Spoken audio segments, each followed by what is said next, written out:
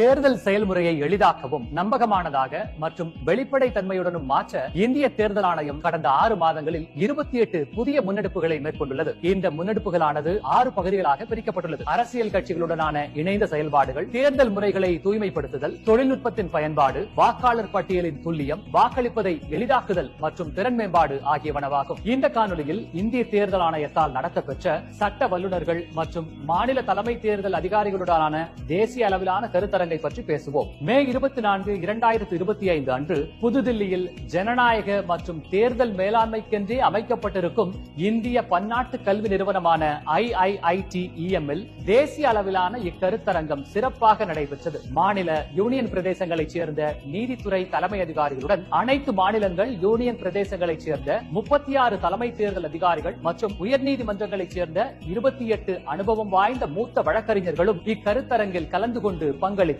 இச்சட்ட கருத்தரங்கம் தலைமை தேர்தல் அதிகாரிகள் மற்றும் நீதித்துறை சார்ந்த அதிகாரிகள் கலந்துரையாடவும், தேர்தல் வழக்குகளுக்கான நடைமுறை சட்ட தீர்வுகளை கண்டடையவும் வலுவான தளத்தை உருவாக்கியுள்ளது. அடுத்த காணொலியில் இந்திய தேர்தல் ஆணையத்தால் மேற்கொள்ளப்பட்டுள்ள பிற முன்னெடுப்புகளை பற்றி காண்போம். இதுபோன்ற இந்திய தேர்தல் ஆணையம் தொடர்பான மேலும் புதிய தகவல்களுக்கு எங்களது அனைத்து சமூக ஊடக தளங்களை பின்தொடரவும் மற்றும் சப்ஸ்கிரைப் செய்யவும்.